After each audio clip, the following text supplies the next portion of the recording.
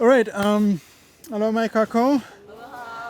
Mahalo nui iau ko no ke kono ana mai iau. Thank you very much, Puʻuhuluhulu and University, for inviting me. I'm very honored. Yeah, just thank you guys for this. I mean, this is like, I feel awesome being here. One of my good friends, Professor Niklaus Schwartz at UH, just said recently, "Oh, there's one university. There's the best university in the Hawaiian Kingdom right now, and that's Puʻuhuluhulu, because it's an actual Hawaiian place of learning, just like the sign over there says." So yeah. That being said, let me, for those, I guess most in the room actually know me, but so I can cut some of this, I guess, shorter. But just for those that don't know me that well, just little introduction of myself. I just so that you know who I am and why I'm doing this and kind of what's the story behind this face. I was born and raised in Germany. When I was 15, I started to be very interested in the Pacific. It's still like there's various stories of why, and I'm still trying to figure out what exactly that reason was, but let's just cut it short. I was involved in when I was in my teens, in the protest against nuclear testing, the French nuclear testing in Tahiti at that time. There's a little picture of me as a 16-year-old at the protest rally, taking the mic in my hand and speaking about it. It was like the first public speech I did. Anyways, that's kind of the background then. Anyway, via Tahiti and my involvement with the movement there, I ended up in Hawaii. I met Kekuni Blaisdell, became part of his hui. I also I was a student of Honani K. Trask. She was actually the first person on campus because I went into her office and said, "Hey, I'm Lorenz. I read your book. I want to take your class. Can you help me how to get around on this campus?" So she really took me, like really embraced me. Was very kind of super nice to me, and so that's my start at UH back in 2003. That was like more than 15 years ago, and then I also met maybe another person I need to acknowledge, Dr. Keanu Sai, who I also, well, at that time he wasn't doctor, Keanu Sai. I met him I went through all kind of Hawaiian independence events, rallies, speeches, whatever, and then I met him, and the whole thing about 19th century Hawaiian Kingdom, legal stuff, political stuff, international relations kind of got me interested. I did my master's in 2008 in Pacific Island Studies at UH. The comparison of independence movement in Hawaii, in French Polynesia, and on Rapa Nui. That was my master's, and then I went on to do a PhD in political science, looking about, again, a kind of pan-Pacific topic, but more from the point of view of Hawaii, kind of the role of the Hawaiian Kingdom in the 19th century and its pan-Pacific diplomatic relations. In kind of from various angles, and my book just came out. That's the kind of short version of the dissertation. It's actually if you're on this island and you're free tomorrow afternoon, there's a book. I wouldn't call it a book launch because I don't even know if they have enough copies. But there's a little book-related event at basically Books store in Hilo tomorrow at 3 p.m. Anyway, so that's kind of where I am and how I got here and what kind of my expertise. I also, the last 2 years after my PhD, I worked in Tonga at Aotearoa University. I was teaching there. So pretty much I've been in, there's 27 political entities in the Pacific. I've been to like 5 of them, so not too many, but still been around a little bit. Fiji, Tonga, Samoa, Tahiti, Rapa Nui, Aotearoa. I guess if you want to count Australia, I don't know if it's really Pacific, too many white people, whatever. But definitely Aborigines, sure, honor them too. Anyway, so what I'm going to talk today is a little bit about my research about the importance of the Hawaiian Kingdom in the 19th century as kind of a pan-Pacific force, as a force to gather the various parts of the Pacific and to kind of envision this kind of pan-Pacific unity the way that we're seeing it right now here at Puʻuhuluhulu, with looking at all the flags, all these different Pacific communities, Now there's also a lot of Native American communities which I'm not addressing. That's obviously an important part too, and there were actually quite very interesting and important relationships with Native Americans in the 19th century too. David Chang writes about that. I haven't researched that in detail, but there's definitely that's another book probably to publish. I know the Cherokee Nation did a statement to support Liliuokalani and protest the overthrow. So I mean, there's a lot of that too with Native Americans. But so I'm just focusing today on the Pan-Oceanian part. Anyway, so the way I want to do this, instead of going into like the whole story, just want to share like a few anecdotes with kind of each of these specific countries that Hawaii had relationships with. And so let's start with Aotearoa. Because the one that's actually not in my book, not in my dissertation, because I was looking for relations between the Hawaiian Kingdom and the Maori King movement, but I didn't really find any. And during my dissertation and my book, I wasn't able to. I wish I had, but now finally, afterwards, I found something, and that's a kind of an interesting story. So it goes back to. Who of you has heard of William Hoapili Ka'auwai? Does the name ring a bell with anybody? Some of you, Donovan, because of your land research, you probably know his father, Zorobabela Ka'auwai, who was a member of the original Land Commission, I think of the first team. I think he passed away pretty soon. It wasn't part of it all the time, but definitely in some of the early LCAs of the 40s and 50s, I think his signature is on there. Now he had a son, and his son, he was, he had did all kind of different things, but he was the first ordained priest in the Anglican Church, the first native Hawaiian priest in the Anglican Church. And because of that, he was very close to Queen Emma. He was one of the personal confidants of Queen Emma. And so she took him on his trip after when her husband had passed away and her son, and she was Queen Dowager. And she traveled to England and to other parts of Europe in 1865. And he was her main adjutant. I don't know what's the technical term for like a private ex-royalty to travel. I don't know what's the proper protocol term, but he was definitely the guy kind of organizing, helping her organize the stuff, and kind of her travel companion. And on his way back, when they had finished the trip, he went back to Honolulu, but for some reason, because of international steamers and travel, it was getting from England to the Hawaiian Kingdom was pretty hard. So somehow he ended up being rerouted through Auckland, New Zealand, Aotearoa. And while he was there, he started to be interested in like learning more about what's happening with the Maori there. And so he went away from Auckland all the way to Mata Mata, which is in the Ngāti Hawa territory.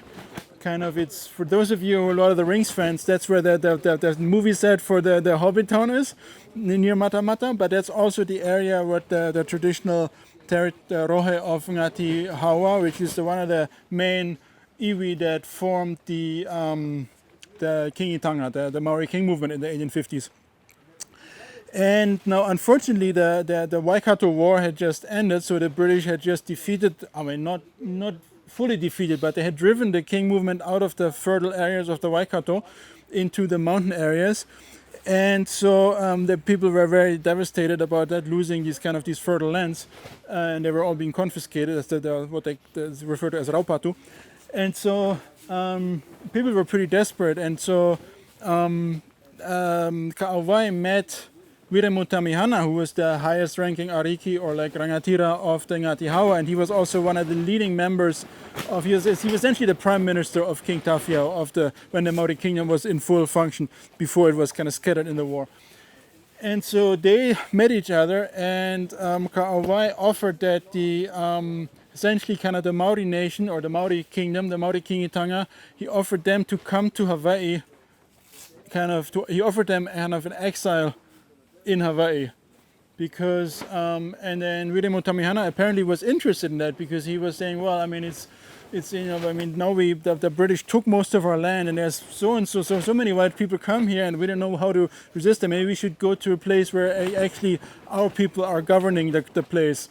And so this was but then a lot of other rangatira from other iwi didn't like the idea, and they wanted, especially like Ngāti Maniapoto, they were still holding on to their territory at the time.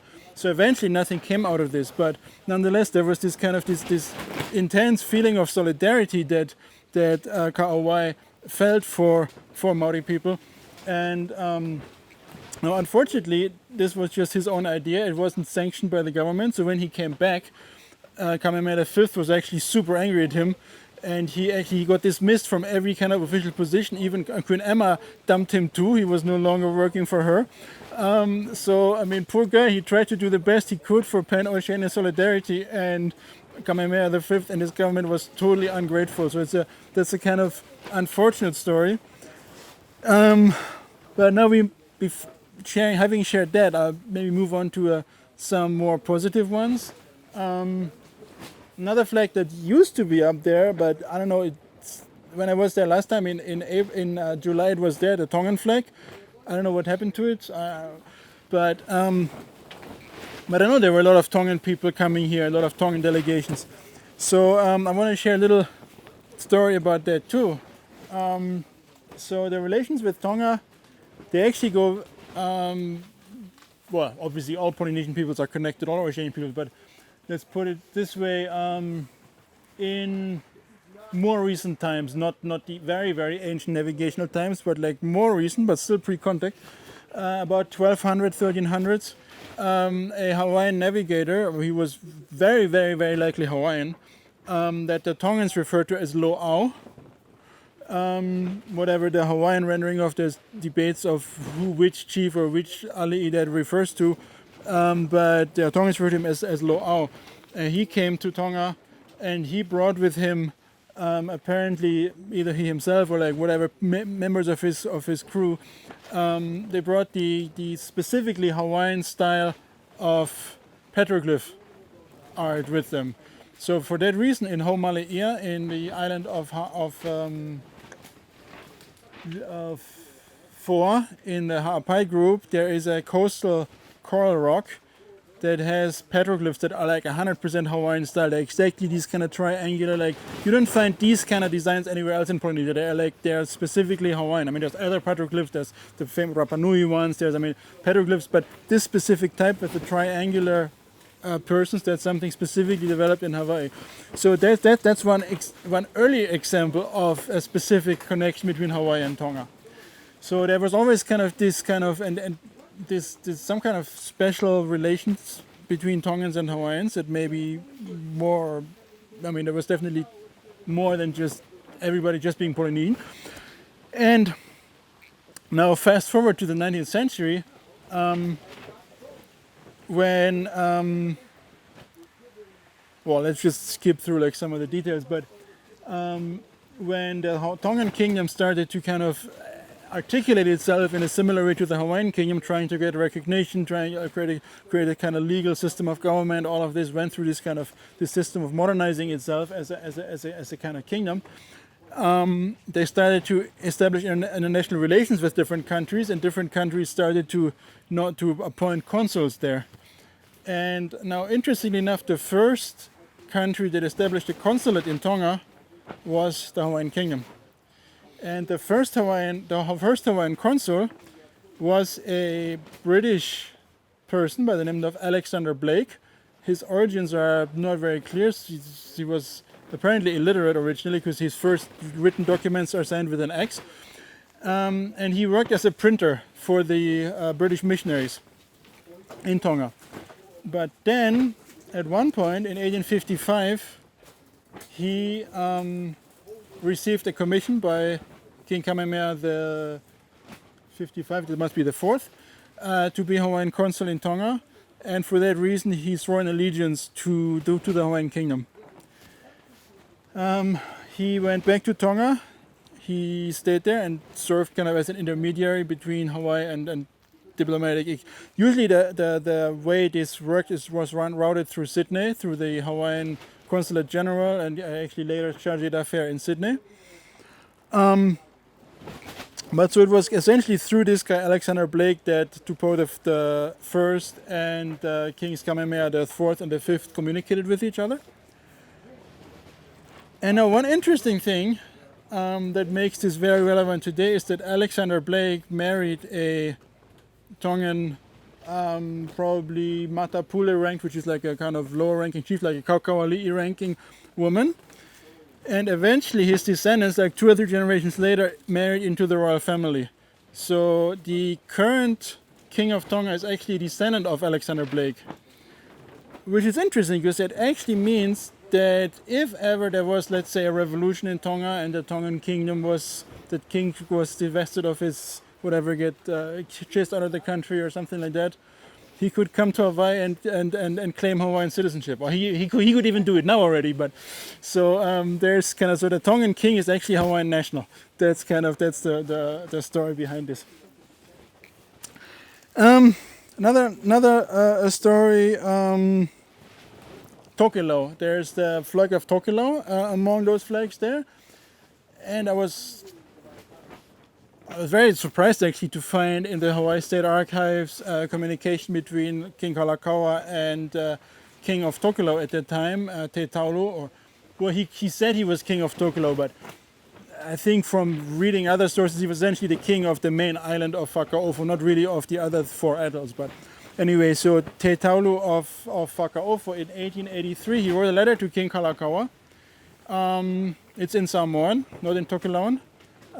Because the missionaries there were Samoans, so therefore the written language in the 19th century, written by the literate Tokelauans, was actually Samoan. And so he wrote to King Kalakaua that King Kalakaua should help him to bring his people back. I was wondering what does he mean by that, and I did some research, and so in the 1860s, Tokelau was visited upon by Peruvian slave ships, and they took about 1/3 of the population of Tokelau to Peru, and then unfortunately I would say 2/3 of them perished pretty quickly because they were forced to work in guano mines in Peru. That happened to a lot of Pacific islands, like all the more isolated ones. There's a book written, Slavers in Paradise, by horrible title. I hate this kind of paradise thing, but anyway. So Peruvian slave trade was really bad in the 1860s, like destroyed a lot of small Polynesian communities. And so 20 years later, 1/3 of the population is still missing, and they were trying to find out what it is. So Te Taulu, knowing that Kalakaua is kind of the most powerful Polynesian monarch at that time, so he writes to Kalakaua, so can you help me? Can you help me get my people back? So that to me is very interesting to see that, because it sees that that a very small Polynesian atoll that is essentially completely powerless in this 19th century international system is trying to appeal to Hawaii as being one of the Polynesian brother nations that does have international recognition and it does have access to international diplomatic networks and all of this to help them. I'm still trying to find out what happened, because there's no, some of these materials in the archives, they're kind of very fragmental. So I don't know what happened, what Kalakaua did, whether he sent somebody to investigate, whether he wrote back. I mean, because usually people didn't, much correspondence that was done there, they didn't have Xerox machines, so a lot of stuff that went out, they didn't keep a copy.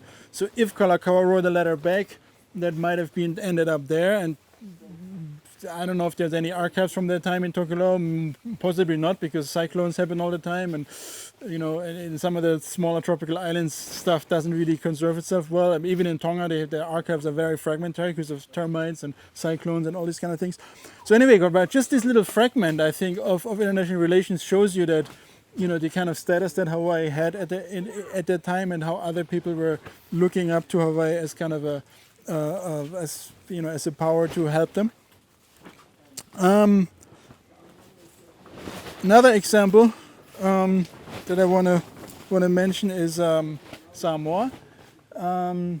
Samoa is interesting because Samoa has actually a lot of relations in the 19th century. Those who were in Jamaica Osorio's presentations heard about one of the published versions of the Hiaka Ikepolio Palace story. One of the publishers was Bush, John Iloena Bush, who was one of the newspaper editors, and he published one of the various versions of that story.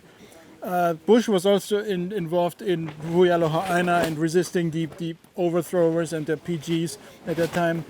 But what is not so well known about John Bush is that John Bush was actually the Hawaiian ambassador, or actually technically the commissioner, that was the term they used, the Hawaiian commissioner, meaning like the resident diplomat to Samoa in 1886 to 1887. So this was kind of at the height of King Kalakaua's policy of federating Polynesia. Again, the whole idea goes back to the 1850s, but that's when, for example, Alexander Blake was appointed into Tonga. So there has been talk about federating Polynesia under Hawaiian leadership all the way since the 1850s. But it was really King Kalakaua in the 1870s and 80s that was really picking up this idea and really starting to implement it on the ground. Which partly also had to do with Hawaii at that time really having the resources to do that.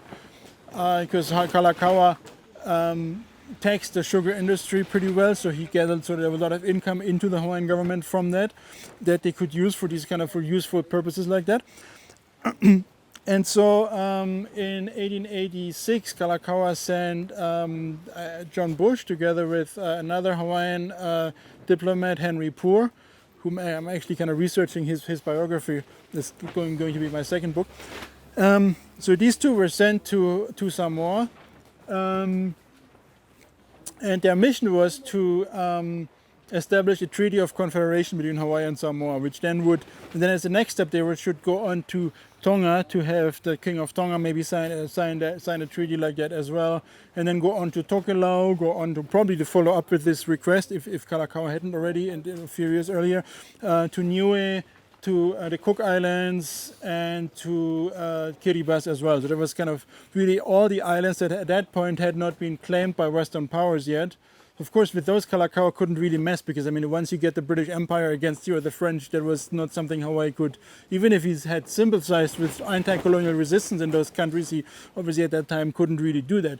But all those places that were not claimed by Western powers, Kalakaua wanted to ask their leaders to whether they would sign this treaty. And in Samoa, they actually, Malietoa Laupepa of Samoa actually signed the treaty, and it was co-signed by various chiefs who were the kind of representing each district. And that was ratified in Samoa it was signed in February 1887, and then ratified by the Samoan councils, the Taimua and Faipuna, the two levels of councils, high chiefs and lower chiefs, and also in Hawaii by the Hawaiian government, somewhere in March or April or so, 1887. So there is actually a treaty. Now, you know, we're talking about treaties being reactivated and treaties being still in power. I mean, no treaty with the U.S. to annex, but other treaties with various other countries that are still in force, if you go by a reading of international law. But one of those that is actually hasn't been talked too much about in this context is the treaty, the Confederation Treaty with Samoa. So if we go by what is the law of Hawaii, then Hawaii is in a confederation with Samoa. That's something that really took to consider. Like if we talk about kingdom restoration, we talk about reactivating the treaties, Hawaii is in a confederation with Samoa. That's what we're in, because the treaty again wasn't cancelled like none of the other treaties was. The one with Britain, with France, with Switzerland, with whatever. And so that treaty was in existence. Unfortunately, they could not go on to Tonga and to all these other islands, because right in 1887, anybody who know what horrible thing happened in the summer of 1887? Anybody? Bayonet Constitution, exactly. So there was essentially a coup by armed missionary descendants forcing a new constitution on King Kalakaua that rendered him more, well, not entirely powerless, but took a lot of his powers away, and especially took voting powers away from Hawaiian commoners, and essentially put power into like the hands of the missionary families, Thurston and those people. And some of the things they immediately did was get rid of any of these Pan-Pacific initiatives, also get rid of pretty much any other global worldly initiatives that the kingdom had. They recalled all the study abroad, all the Hawaiian studies abroad people, like the ones that were studying in Italy, in Britain, in in Japan, in China. All these were recalled because the funding for the program was cut. So these bayonetters, these bayonet people, they really wanted to pretty much destroy any kind of global international connections of the Hawaiian Kingdom, so that it could pretty much just have relations with the U.S. so that eventually they could do what they would do in a decade later. And so with this, the Hawaiian mission was recalled, the Hawaiian mission from Samoa. Actually, a lot of other consulates were closed down too. Like at that time, right before the bayonet coup, the Hawaiian Kingdom had 103 either consulate or legations, meaning diplomatic missions throughout the world. So it was the highest number ever, 103.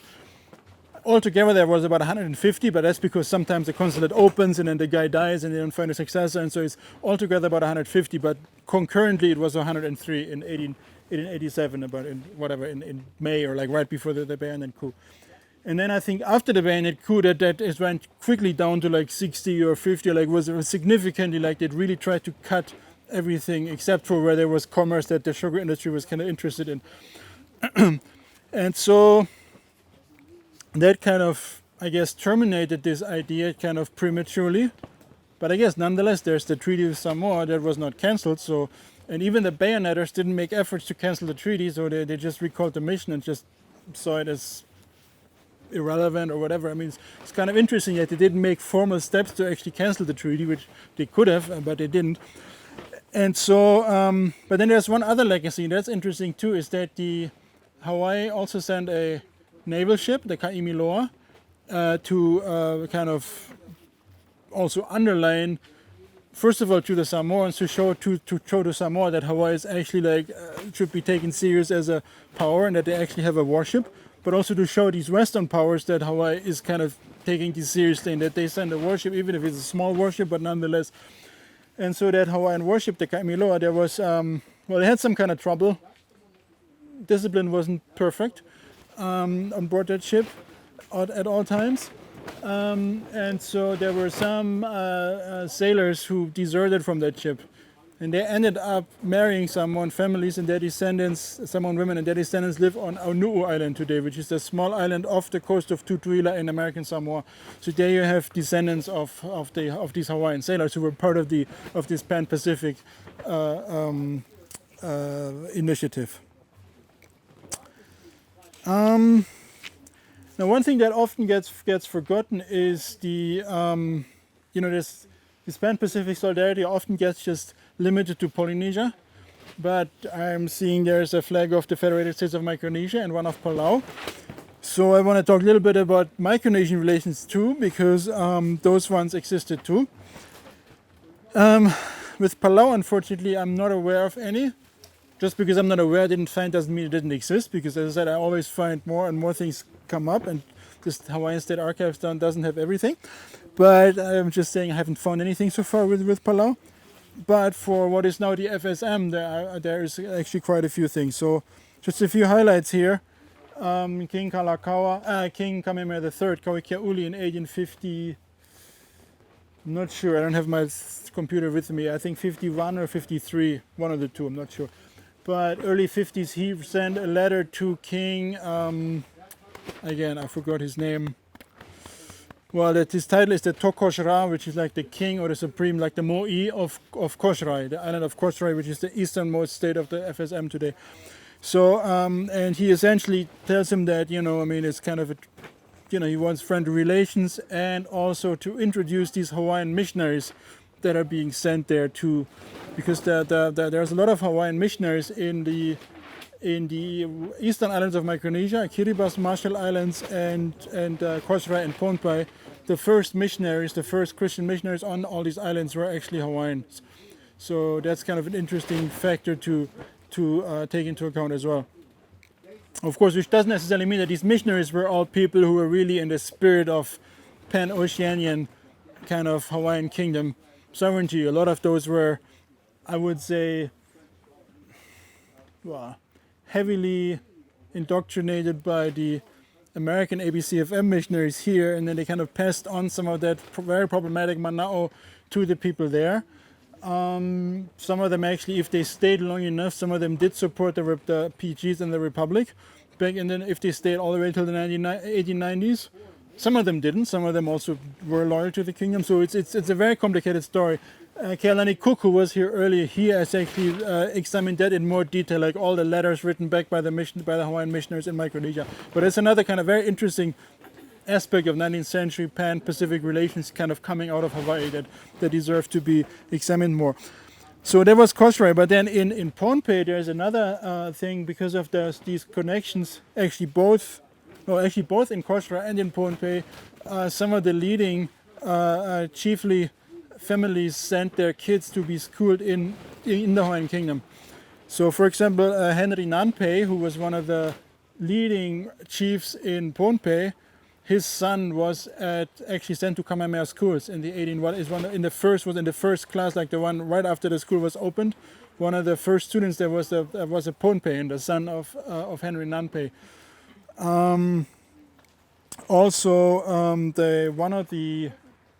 One of the princes of the Tokosra family of Kosrae was in Hawaii and lived in Honolulu and was schooled here and educated here, and then came back and became Tokosra of Kosrae in the 1880s. So these are kind of very, very interesting, very deep connections at that time that we don't really talk too much about today, and that need to be. I'm more a Polynesian kind of researcher, so I don't speak any of the Eastern Micronesian languages, so that would be also worth looking into, connecting to families there, looking at kind of sources, family histories, oral histories, maybe written histories, books that people keep, like all these things. I mean, this is all kind of a work kind of in progress that obviously needs a lot of researchers and needs probably the next 50 years or so to really complete. But yeah, just a few highlights like that. I think I've talked enough. I leave it here. I don't want to overwhelm you with too many kind of detailed anecdotes, but I was just open the discussion, and anybody who has questions or comments, or we're a really small group, so maybe we should actually sit down, and this kind of looks so formal here, and then we can just talk story about this a little bit.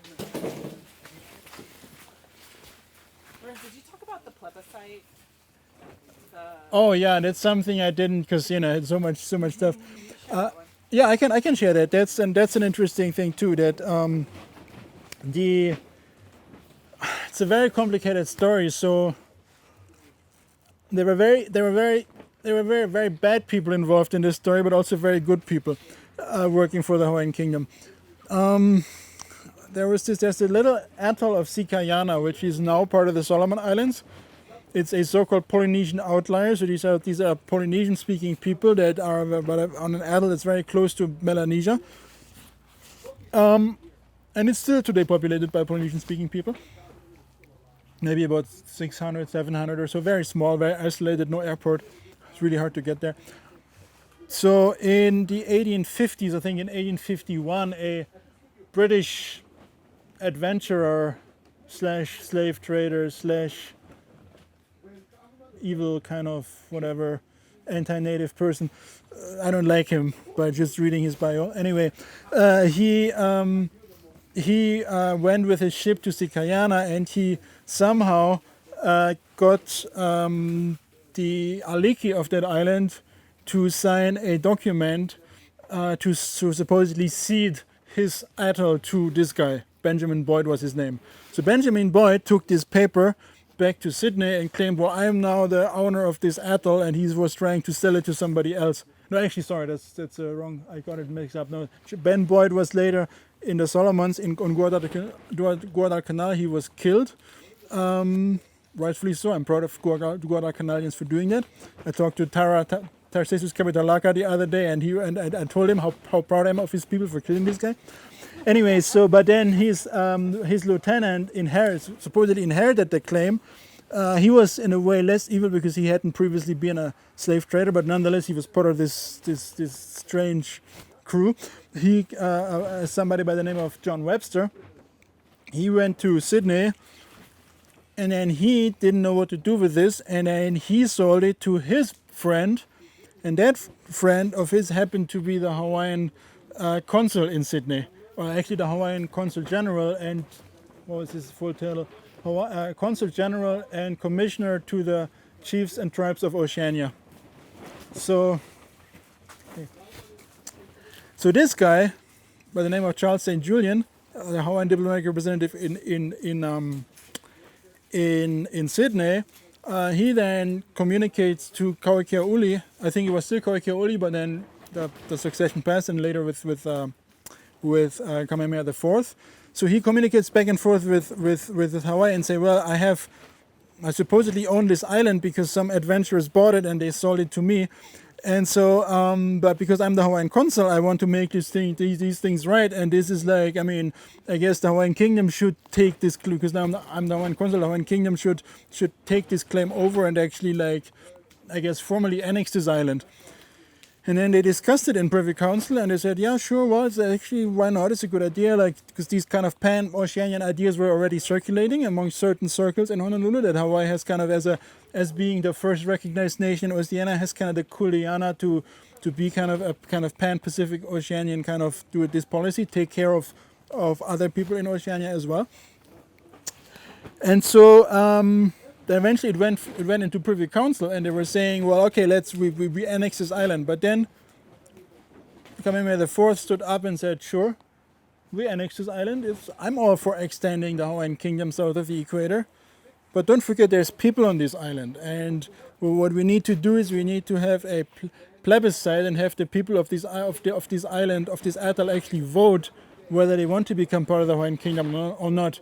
Because I'm not doing this kind of weird, like somebody signed something and these people probably didn't know what they're signing and all these kind of things. So it's kind of a very interesting way how this kind of something that comes out of a very problematic kind of Western settler adventurous kind of colonialism is being converted into actually what probably is the first instance of kind of the right of self-determination for indigenous people. I mean, as we would call it today, being articulated. And that's Kamehameha IV who is doing that. Now again, unfortunately, it never actually came to that. It was just actually these people of Sikayana never heard of any of this ever. I mean, fortunately, nobody. I mean, they never even saw any other howling guide till maybe in the 1890s when the British came and actually then took it over as part of the Solomon Islands colony. So nothing really happened to these people. Nothing came out of this whole thing that affected the people of Sikayana, because Hawaii at that time just didn't have the money, because they were like the Hawaiian warship that was supposed to go there and conduct the plebiscite and do all kind of stuff that never even happened. They didn't have the money at that time, because this was before the sugar industry. Hawaii was really poor comparatively, didn't have the money to send a ship all the way there and all that. So it never actually happened, but the fact that it was discussed in Privy Council, and there was this incredibly progressive idea that people should vote on whether they should become part of the Hawaiian kingdom, which is the time when powers right and left were just grabbing places, and they were killing the people if they wouldn't consent, you know. And to have during that time this kind of progressive idea, I think is really amazing, you know, to think about this kind of what progressive spirits were around in the Hawaiian kingdom at the time. So thank you for mentioning that. Any other? Hey Andre, good to see you. Any other comments, questions, debates? Yes?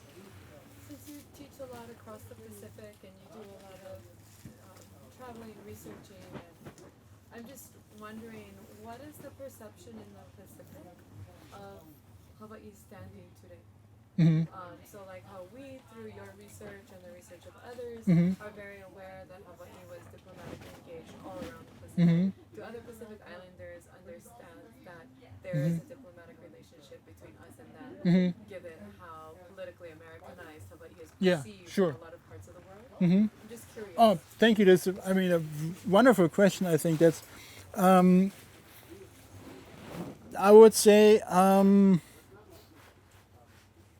simple answer would be yes and no, and I'm elaborating on it more. I would say overall, I think the awareness of the details is probably not. I mean, not. I don't think everybody knows exactly that Hawaii is occupied. That there's I mean, people probably are aware that there's more, especially now with Mauna Kea. I think it's really the awareness is bigger. How much there's an awareness that Hawaii is still independent, is occupied. I think that depends. How well people do research, how well they're connected. I mean, there's also people who a lot of people obviously make connections, Hawaiians traveling there back and forth and so on. So I would say it's hard to generalize, but there are some kind of, I think, also interesting anecdotes that shows that there's amazingly much of this known. I think Tonga, because Tonga is probably the one where the awareness is probably biggest. Just because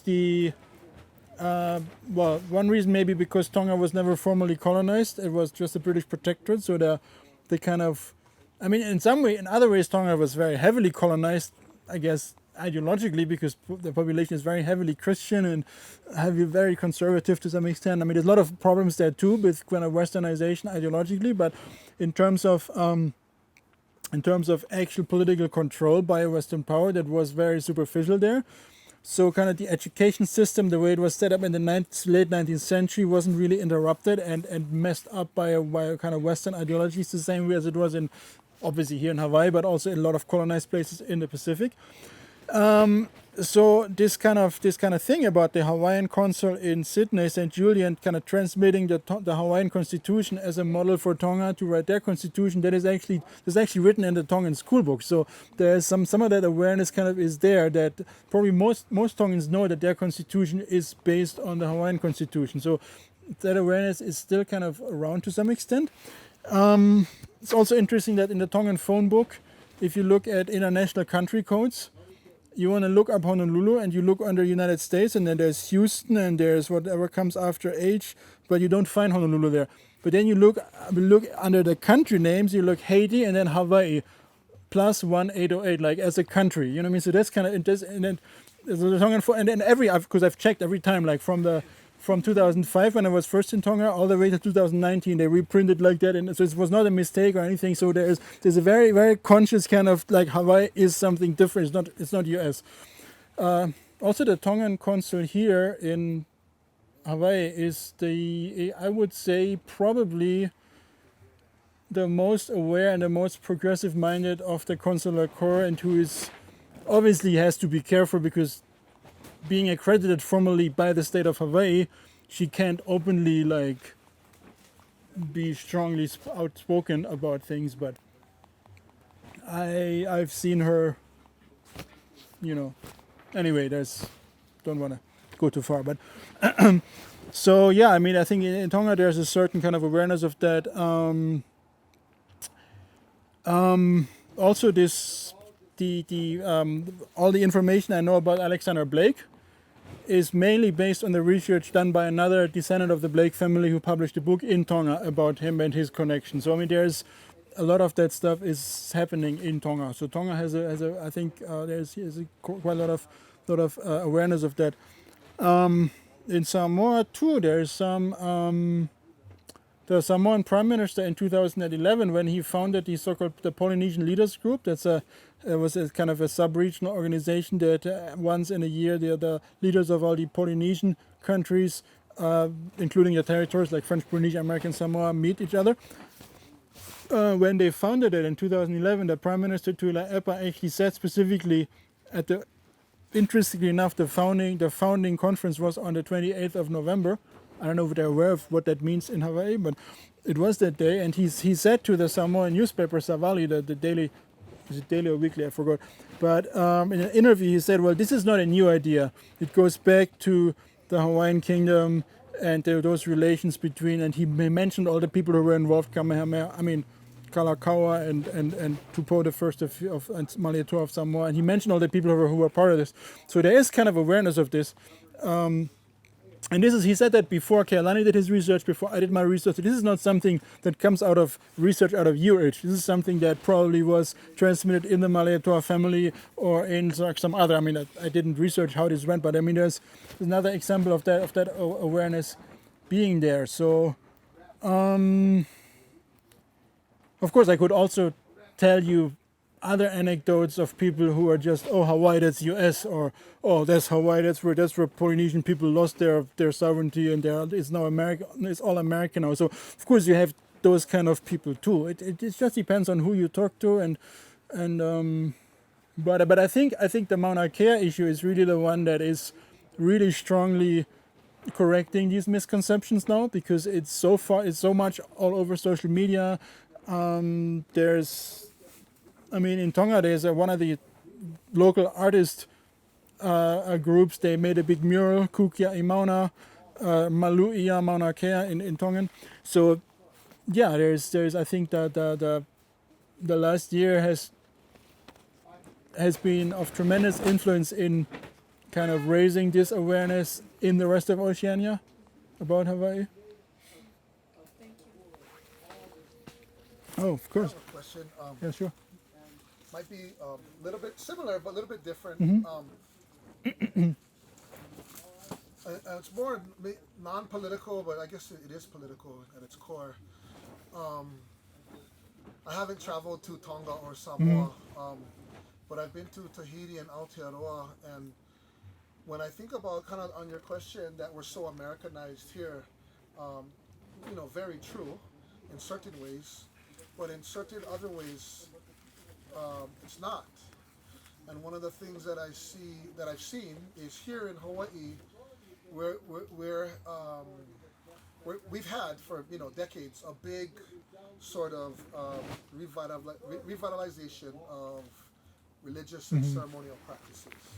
And at least in my travels to Aotearoa and Tahiti, I've seen that here we will pray to and acknowledge directly to our primary akua. Right? We'll worship Kane, Kanaloa, we'll worship Lono, and there's even Ku practitioners. But when I went to Aotearoa, I saw that they're culturally strong and strong in language and strong in a lot of their community social dynamic traditions and ceremony. But I listened carefully. They don't pray to the primary gods. They mostly acknowledge their ancestors, right? Their tribal ancestors. So I started asking, like, do you guys, are there practitioners in Aotearoa that actually pray to Tane, Rongo, Tangaroa, Tawhiri Matea. Right. Yeah. And every time I ask that question to Maoris, they look a little like they got to think about it. And from what I can tell, it's very minimal. In fact, I couldn't find actually anyone directly that actually worships directly to their primary akua. And so I went to Tahiti twice. The first time I wanted to learn about the older gods, particularly Ta'aroa, Kanaloa. And what I found out was that there was one book in Tahiti, a scholarly book that was written about their akua. But the guy who wrote it, and I forget his name, he had to come to Hawaii to do research. Because primarily they have Te Wita Henry. Very extensive, very comprehensive, but it's one single source. And I went to Tahiti. The second time I went, and I found one traditional practitioner in Maroto, a guy named Libor. Oh, okay. You met Libor? No. Maroto? Anyways. I'm very close to another one of those, but not that's Mona Ura Walker. I don't know if you met him as well. Very narrow amount of people. And I imagine, so my nephew is Samoan, my brother's son, and he was raised in Wailoa, in American Samoa. And I asked him, he's like, there's nobody that he knows of that are traditional practitioners and worship traditional akua. And I imagine the same for Tonga. But I wanted to know, what's your thoughts on that? What have you seen? And particularly maybe Tonga, Samoa, Fiji. Yeah. Thank you so much. Excellent question. I think, first of all, I answered a specific question right away, but just one little reflection on that, on Hawaii's role in that. I think it's true, I think, that despite Hawaii being supposedly very Americanized, but I'm always thinking that in Hawaii, let's put it this way, I think there's if you dig deep enough in Hawaii, there's a lot of traditional cultural practices that were preserved, and I think overall it's probably, I would agree with you, it's maybe probably more than anywhere else in the Pacific. I think one of the reasons is because as much as Hawaii was supposedly Christianized very early on and heavily Christianized, and by the same people who then overthrew the monarchy and all that, the whole story we all know. But the fact that even like with certain elites of the country, it never really took hold. I mean, don't forget, Kauike'uli never even formally joined the church. I mean, he did all kind of stuff to promote Christian whatever stuff, but he never became a Christian. He never got baptized. Kamehameha V revived traditional rituals in the palace. Kalakaua even more so. I mean, these people were, so essentially we had a ruling elite in the kingdom that was only nominally Christian, but was actually really practiced, was actually, if you really take all the layers away, were cultural practitioners and were continuing most of the traditional practices.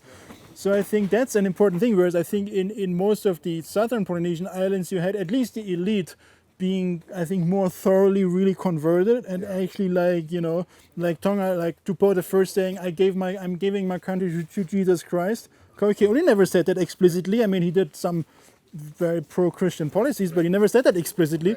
You know what I mean? So Kalakaua would have turned in the grave before he would. I mean, he would never. I mean, Kalakaua is the one who changed the national anthem from a Christian hymn to an anthem that says "Our Heavenly Father Kamehameha." So I mean, that tells everything, you know, about that in the 19th century. You know what I mean? So I think that Hawaii really has something that other islands have to a larger degree lost, I would say. And that's been sort of my experience and my perspective or analysis, that a lot of the times we're seen as, you know, very Americanized and tourist, you know, and cultured around tourism. But I also think that sometimes we forget to look at that component. Oh, yeah. That we have strong religious practices directly worshiping our primary akua. And I just haven't seen that strongly in other places. Yeah, sure. No, and let me just go on with this. So I think another reason also is because Hawaii had had this very strong you know, I mean, it's ironic, but it's because the early high technology that was in Hawaii, which included printing presses and high literacy, so a lot of things was written down and printed just like a generation after the missionaries came. So there's such a huge body of traditional knowledge that was printed during the kingdom, and it wasn't really the same amount in the other islands. And part of it was that maybe the people were more thoroughly converted, maybe, but also maybe because the technical capacities weren't there at the same level. There weren't like 10 printing presses in Tonga at the time. There was one controlled by the Wesleyan mission, you know what I mean? Whereas here you had people like, I mean, in the 1860s already had a completely independent press here that had nothing to do with either the government or the missionaries. So I mean, these kind of things weren't just there in some of the smaller islands. I think that's one aspect. And of course, you're right. I mean, in terms of what is there today, I think I wouldn't say there is nothing left, because you have, I think if you dig deep enough, you find cultural practitioners even in these heavily Christianized places like Samoa and Tonga. But I think they're much more socially marginalized, because it's very hard to be non-Christian in public in some of these societies. I think you have some of these traditional practitioners more in the diaspora in Aotearoa. Like you have Tongans in Aotearoa who are praying to the Akua. Not too many, but I know one, what's his name? Visesio Siasao, he's my friend. He is explicitly non-Christian. He prays to practices worshipping the old gods. He's an artist. He makes kind of sculptures, like all kind of stuff. But he was mainly raised in Aotearoa, and he's now moved back to Tonga. But I mean, he's a kind of quote unquote marginal figure socially, because it's a very heavily Christianized kind of society. And in Tahiti, the same thing. I mean, Moana Ura, my good friend, who is also very clear, he's in Pire, cultural practitioner. He's like non-Christian, very clearly like does But I mean, for the longest time, he has been kind of socially marginalized too. Now it's kind of starts to change. People are interested in that. But I mean, it is definitely the kind of Christianity is so much more mainstreamed there that it's really hard for these people to articulate themselves. I think it's a difficult conversation because of the power of the ideology. oh yeah, And like one of my experience in college, and I don't think I'm an academic. I don't call myself that. But in academia, what I've witnessed is particularly in political science. There's a lot of talk of decolonial everything, right? And decolonizing the diet, decolonizing relationships. I think I saw this presentation, decolonial self-love, or whatever that means. But my critique is that I never see a whole bunch coming out of political science. And I went to a couple critical ethnic studies conferences, which I think is high level and nice or whatever. But I rarely, if ever, see talk or discourse or research or analysis around decolonizing religion. And my feeling is that if we're talking about decolonization, and we agree that it's ideology that creates the hegemony that keeps us, under the yoke of colonization, then I think that if we really want to decolonize in terms of the power of ideology, we should start at least take a look at decolonizing religion at the forefront. Yeah, we can't decolonize our diet and decolonize our relationships if we're still under the yoke of Christian hegemony. But I feel like there's very little scholarship or discourse around decolonizing religion. We just don't want to decolonize everything else. But religion is the most powerful ideology that keeps us conforming to,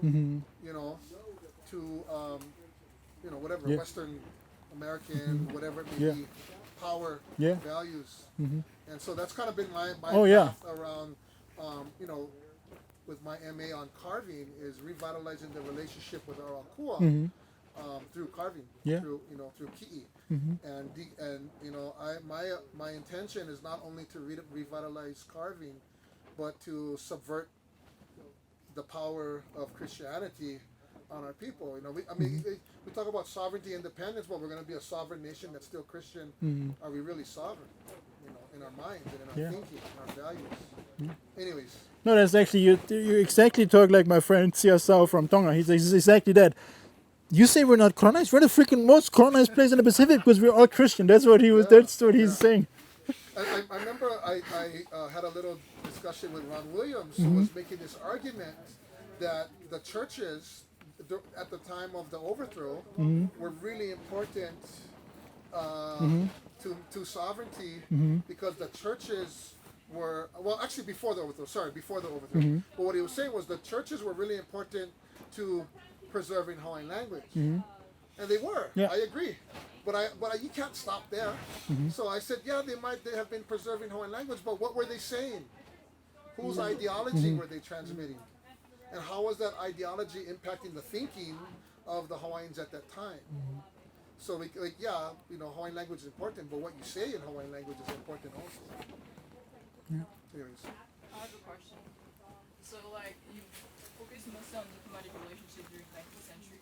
And so 19th century there was King Kalakaua's punishment policy, but then 20th century you see NFIP, different diplomatic movement. Then you see Mauna Kea, so you have from the top to the bottom for Kalakaua, then you have from grassroots to the top for the NFIP. And it feels like Mauna Kea is this kind of hybridized thing because to a certain extent you see all these flags and people coming with this whole pupu, which could be also a diplomatic kind of offering. So what's your analysis of Mauna Kea? And could you see it as a middle kind of thing where you have this kind of grassroots anchoring and still have kind of diplomatic expressions or offerings too? Because something interesting with NFIP is that it's Walter Linney from Vanuatu 1983 told Kumealoha Gomez that, you guys, you're still independent, you should just check it out. And she didn't really believe it. And then later on, with the occupation stuff, it just happened. So what's your analysis of Mauna Kea? How do you see this kind of processes, just mingling between this kind of diplomatic alphabetic thing from the top to the bottom. Okay, I answer once the national anthem is over.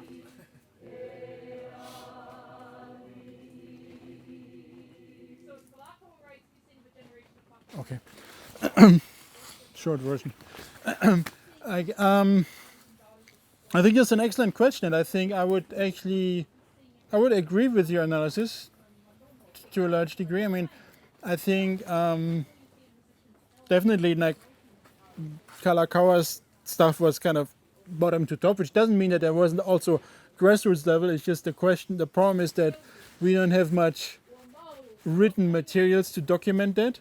But if you look at how many Polynesians or any Micronesian, how many Pacific Islanders were hired as sailors on these ships and jumped ship everywhere, and like how many pan-Pacific relations happened on the grassroots level of people who were mostly illiterate and mostly didn't leave kind of written documents. So I think it's also kind of a source bias that tells us that 19th century relations were also only top down and not bottom up. But of course, what we know about it and what's well researchable today is definitely a diplomatic kind of state level, kind of kingdom level, whatever, government, ali'i, chief level kind of relations. I agree.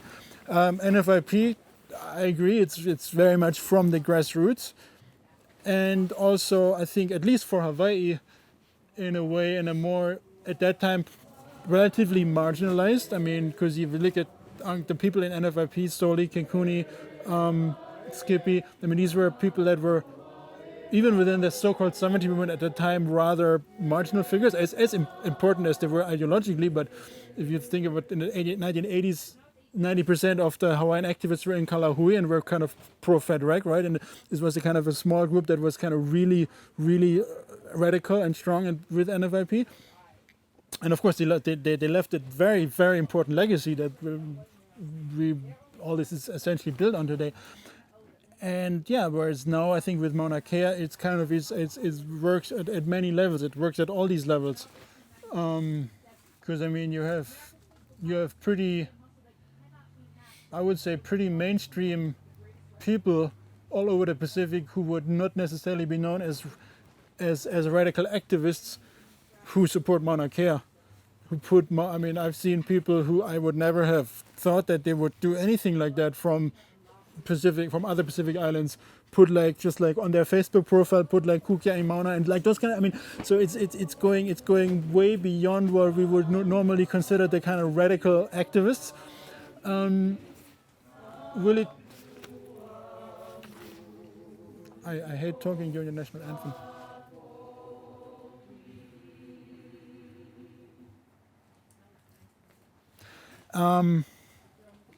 So I think that Mauna Kea, I mean, is it going to the highest? I mean, to the level of governments? I don't know. Has any Pacific Island government leader yet come to Mauna Kea, to Puʻuhuluhulu? I don't know. I'm wondering. I don't know if it's been a big one, but it's been my understanding, as Soli Nihil was a mentor to me, Yeah. And so was Kekuni. It's my understanding, if I remember correctly, that it was Hawaii, that it used to be nuclear-free Pacific, and they added independent later. And I think it was largely with input from Soli and Kekuni, who added that in there. So Ku'umealoha may not have known about that part, but definitely other parts of our community, other activists like Soli and Kekuni in particular, and Skippy. Yeah. I think, if I remember, and Terry was supposed to be here today, so she would have been a good resource. But I think that, I remember talking to Terry about this, that the addition of independent in the acronym, NFIP, might have come from Hawaii.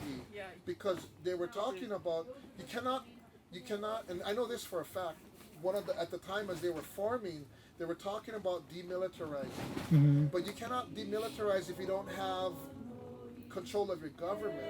So independence was a big part of the question that, before, if we're going to demilitarize, we got to be fighting for independence at that time for NFIP.